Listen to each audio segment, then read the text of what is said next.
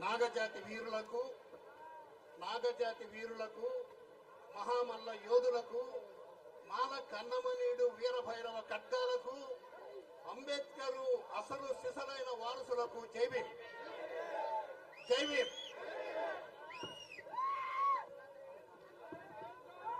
ఇప్పటిదాకా బాబు కొంచెం ఒక్క నిమిషం ఆగండి. ఇప్పటిదాకా మనల్నంతా కాంగ్రెస్ మాలలని, బీజేపీ మాలలని, కమ్యూనిస్ట్ మాలలని అంటారు కదా. అది కాదు, మనకు ఒక బ్రహ్మాండమైన చరిత్ర ఉంది. మనం జగదేకమాలలో, మనం జగదేకమాల, త్రిలోకమాల, త్రైలోక్యమాల, భూలోకమాల, ఉరుమాల, పెరుమాల, తిరుమాల, సిరిమాల, సింహమాల, జయమాల, జై జయమాల.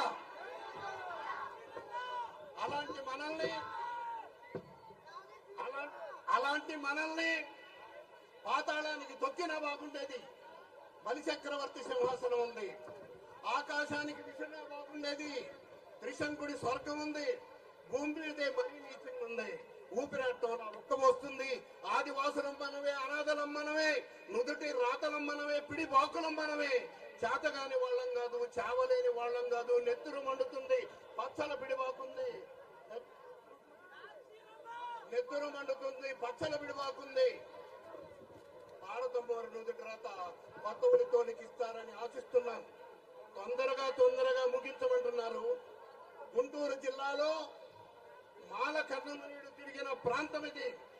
మాల కన్నమనీయుడు తిరిగిన గుర్రం పేరు తెలుసా మీకు?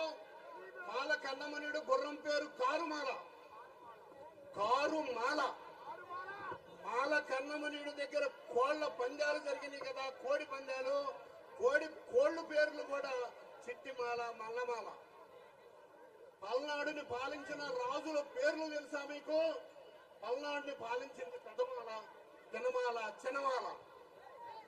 ఇలాంటి వీరభైరవ ఖడ్గాలు మీరు మాల కన్నమనీయుడి గురించి కథలు రాసుకుని మనోళ్ళు ఎలా రాసుకున్నారో తెలుసా?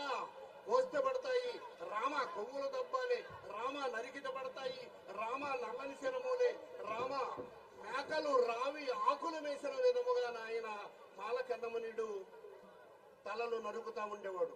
అలాంటి మాలలకు సంబంధించిన వారసులు మీరు 13 జిల్లాల నుంచి వచ్చారు. మొత్తం 13 జిల్లాలకు సంబంధించి చెబుదామనుకున్నా. ఎందుకంటే సరే అందరూ చాలన్నారు కాబట్టి జై భీమ్, జై భారత్. తెలంగాణ పులి